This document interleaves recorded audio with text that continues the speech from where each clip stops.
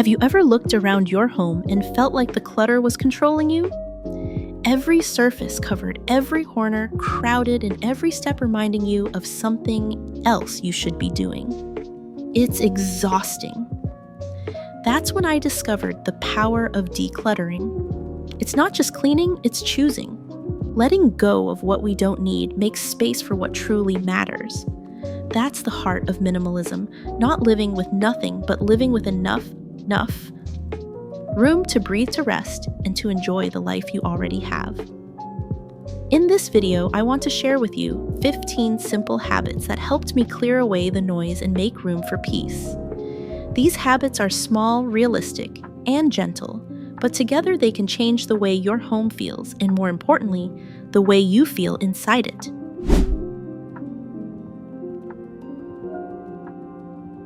Habit number 1 is clear surfaces rule. A messy counter makes the whole home feel overwhelming. Habit number 1 is keeping your surfaces as clear as possible. This doesn't mean your home should look like a showroom, but only the items you truly use every day deserve to stay out. Maybe that's your coffee maker, a cutting board, or a small fruit basket. Everything else should have a home inside drawers or cupboards. When your counters are clear, 2 good things happen. First, cleaning becomes quick and easy. You don't need to move 10 different items just to wipe the table. Second, it gives you more room for living, whether that's cooking, folding laundry, or simply sitting down with a cup of tea. Imagine walking into the kitchen and seeing an open, clear space instead of a pile of random stuff. It feels like your mind also gets more space to breathe. Start small, clear just one corner today, maybe your bedside table or the kitchen island. Notice how much lighter it feels when clutter doesn't greet you at every turn. The next habit is a quick reset before going to sleep. Spend just 10 to 15 minutes walking around your main living areas. Fold the blanket on the sofa, put dishes into the sink, return shoes to the closet, and maybe gather toys into a basket. It doesn't need to be perfect, just enough so you don't wake up to yesterday's mess. This simple habit changes the way your mornings feel. Imagine walking into the kitchen tomorrow. No clutter on the counter. No pile of laundry on the chair. Just a fresh start. That peaceful moment sets the tone for your day, giving you energy instead of stress. Think of this reset as a small gift to your future self. You're preparing a calmer space for the version of you who wakes up tomorrow ready to take on the day without feeling behind from the very start. 10 minutes tonight can save you hours of frustration later.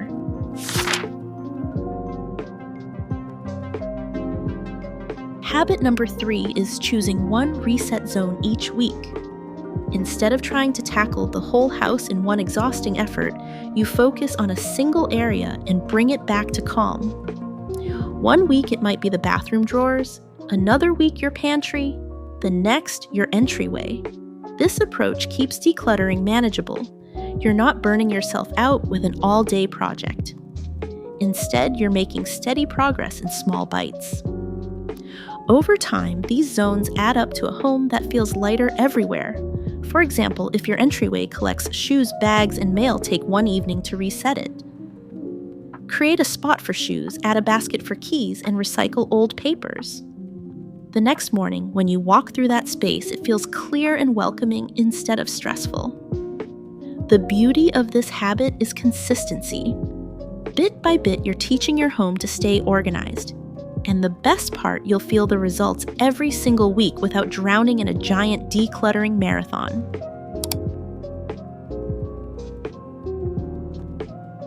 This habit is small but life-changing. If a task takes less than 2 minutes, do it right away.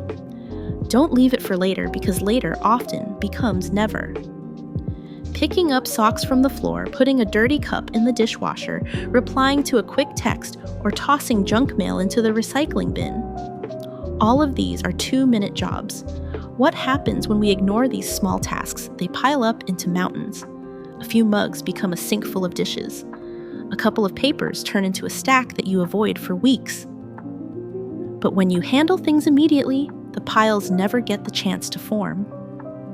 Think about walking past the hallway and seeing shoes scattered. Instead of stepping over them, place them on the rack right away. It takes seconds, but the space feels instantly calmer. Over time, this habit creates a rhythm. Clutter doesn't get a chance to grow. The secret is simple. Don't underestimate the power of tiny actions. 2 minutes here and there build up to hours saved and stress avoided.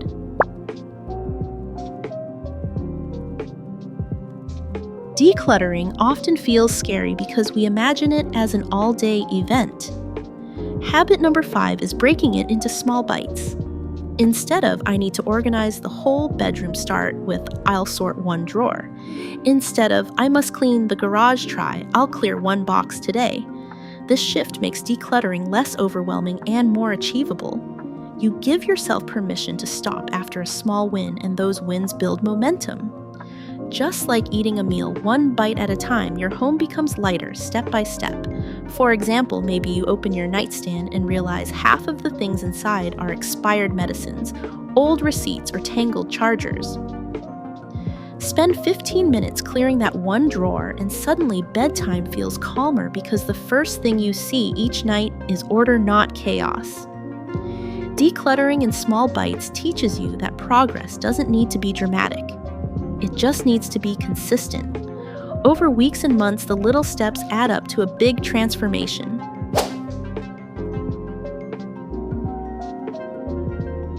Habit number 6 is about letting your home reflect your life today, not your past, not your someday. Many of us hold on to things that no longer serve us, clothes that don't fit hobbies we no longer enjoy, or gadgets we thought we'd use but never do. These items belong to a different season, not the one we're living now.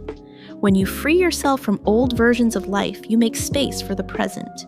If you're a busy parent, keep what supports that season, like baskets for toys or easy-to-grab clothes. If you live alone, maybe you value a calm reading corner instead of kitchen gadgets for big family dinners. A simple question to ask is, does this item serve who I am right now? If the answer is no, thank it and let it go. This habit helps you stop chasing a past self or waiting for a fantasy self. Instead, your home becomes a tool that supports the life you're actually living.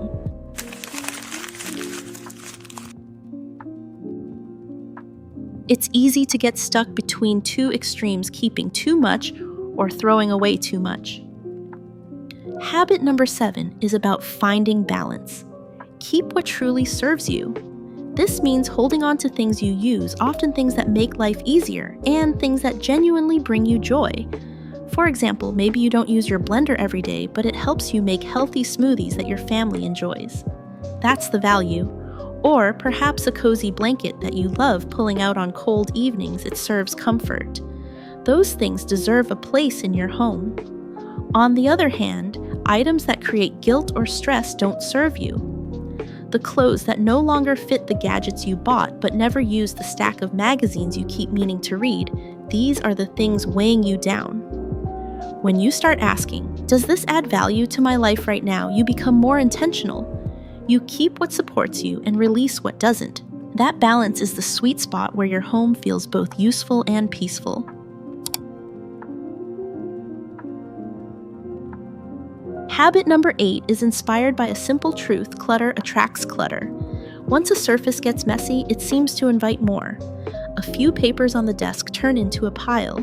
A jacket on the chair turns into a mountain of clothes. This is the broken window effect in daily life. The best way to stop it is to address small messes quickly. If the kitchen counter has one stray plate, put it away before more things land there. If shoes are left in the hallway, return them to their spot right away. By keeping surfaces tidy, you signal to yourself and your family this space is cared for. Think of it like a chain reaction. A tidy spot encourages more tidiness. A messy spot encourages more mess. Breaking the cycle early saves you from overwhelming clutter later. It's not about perfection, it's about staying aware. Protect your clear spaces, and they will protect your peace.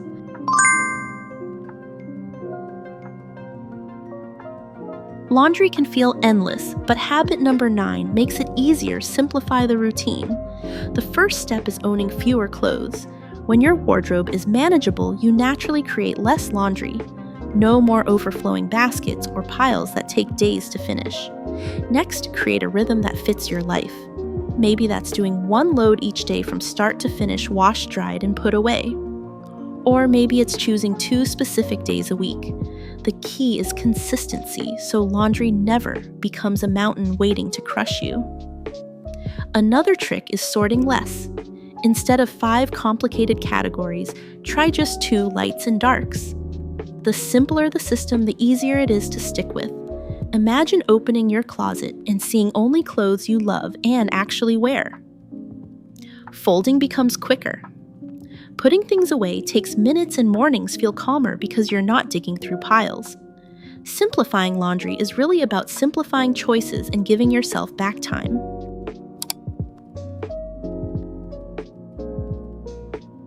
Impulse shopping is one of the biggest ways clutter sneaks into our homes. Habit number 10 is creating a wish list. Instead of buying something, the moment you see it, pause and add it to a list on your phone or in a notebook. Write down what it is, where you saw it, and maybe even the price. Then give yourself a few days or even a week before deciding if you still want it. Often the excitement fades and you realize it wasn't something you truly needed. If the desire is still there after time has passed, then you can buy with more confidence, knowing it's not just an emotional impulse. For example, let's say you see a pair of shoes in the store that looks amazing. Instead of grabbing them, add them to your list. After a week, if you still love the idea and you can see them fitting into your current lifestyle, then it's a thoughtful purchase, not clutter waiting to happen. This habit gives you control over what enters your home. It turns buying into an intentional act instead of a reaction. Over time, your wish list becomes a filter that keeps your home lighter and your wallet happier.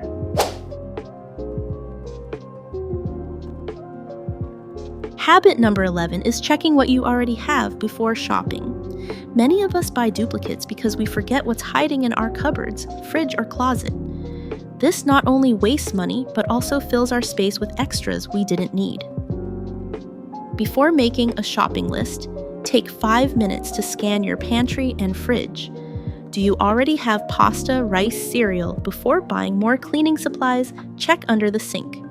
Before picking up another black shirt, look in your closet. You might already own 3.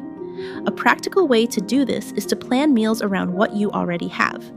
If you spot canned beans or leftover chicken, make a recipe that uses those items.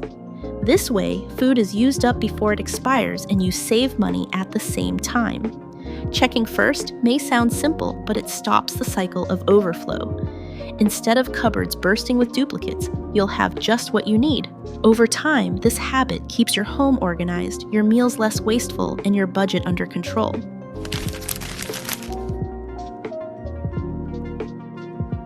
Habit number 12 is learning to limit just-in-case items.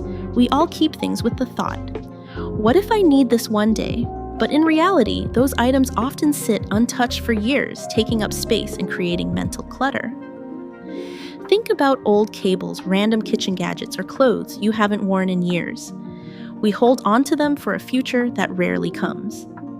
Meanwhile, they steal valuable space and energy in the present. A good test is to ask yourself, if I needed this, could I borrow or replace it easily? If the answer is yes, then maybe you don't need to store it at all. Another helpful trick is setting a time limit. For example, if you haven't used something in the last 12 months, it's safe to let it go. Limiting just-in-case items doesn't mean you get rid of everything. It means being realistic about what truly serves your life. Releasing these objects brings relief, and you'll find that your home feels lighter, more open, and more aligned with who you are today, not with endless what-ifs.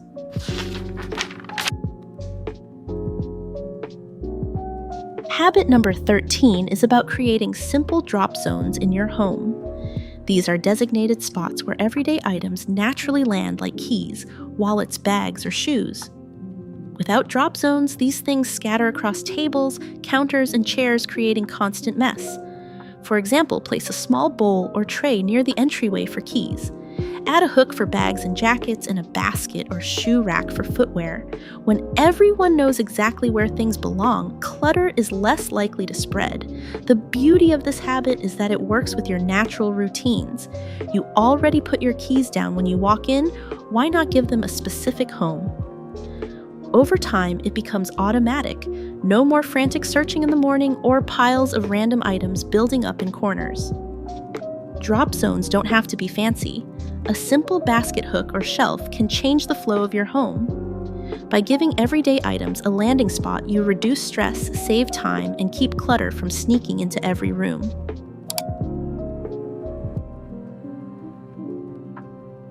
Habit number 14 is the daily 5-minute sweep. This is not deep cleaning. It's a quick walk around your main living areas to pick up visible clutter. Grab a basket, collect anything out of place, and return it to where it belongs. 5 minutes may sound small, but it creates a big difference. Imagine walking into your living room and seeing toys, books, and cups scattered. Spending just a few minutes to gather and reset the space makes it instantly calmer. The key is consistency. One day of skipping won't matter, but 5 days in a row will leave you with chaos. A few minutes daily prevents clutter from snowballing into hours of work later. You can even make this fun, set a timer, put on music, or turn it into a family game. Everyone does their part, and the whole house feels lighter in almost no time. It's amazing how 5 minutes of focused effort can keep your home under control.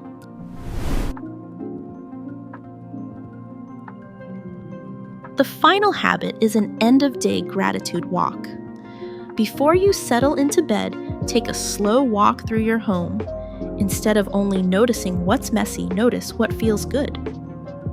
Maybe the kitchen counter you cleared the basket that caught the day's clutter, or the cozy bed waiting for you.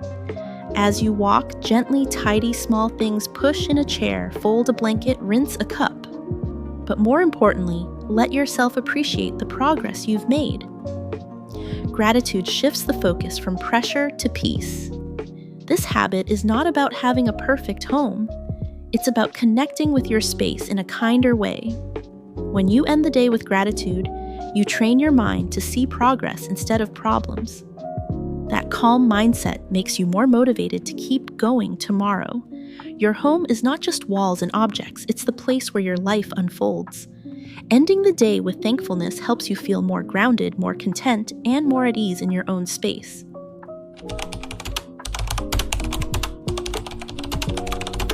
Sometimes mental clutter feels heavier than physical mess. Your mind is full lists, worries, forgotten tasks, and it's hard to know where to start. This habit helps calm your thoughts by gently moving your body, tidy one small area for the length of a single song. Not a full cleaning session, not even a full playlist.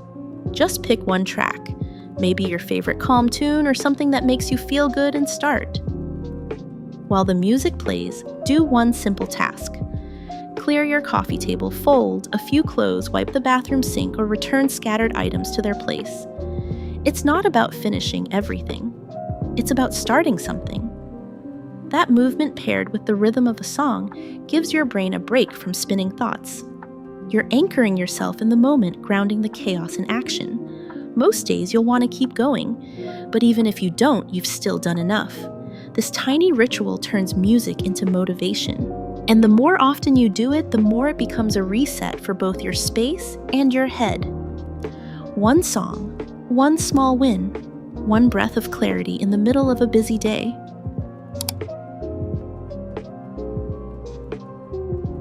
Habit number 17 is using baskets or bins as soft limits for clutter. Instead of trying to control every item, you create boundaries for categories. One basket for mail, one bin for toys, a tray for beauty products. When the container is full, it's your cue to reassess what can go, what belongs elsewhere. This habit is powerful because it gives structure without needing perfection. You're not organizing to impress anyone. You're organizing to reduce friction in daily life. For example, if your bathroom counter always feels crowded, try a small tray. If it doesn't fit on the tray, it might not need to be there. Or, in the living room, a single basket for throw blankets keeps the space cozy but not chaotic. Baskets help define what enough looks like for each space. And because they're movable, they also make cleaning easier. Just lift and dust underneath. When you give your things a defined home, it's easier to put them away. And when things are easier to put away, your home stays calmer with less effort.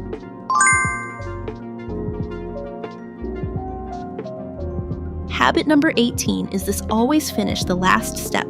That means don't stop at washing the laundry, put it away. Don't pause after dinner, clean up the kitchen. Don't leave the package by the door, open it, and recycle the box. So often, clutter builds from half-finished tasks. The intention was there, but the follow-through didn't happen. One load of clean laundry becomes a week-long mountain on the chair. One unpacked grocery bag clutters the counter. This habit trains your brain to see the job through, not perfectly, just completely. Think about how it feels when you actually finish something, the relief, the mental check mark, the open space. Even 5 extra minutes to finish the last step can save you hours of cleanup later. And it reduces the background noise in your mind, that constant list of "I still need to." Finish the task once and you're free to move on. No nagging reminders, no visual mess. Just clarity, peace, and a little more pride in your space.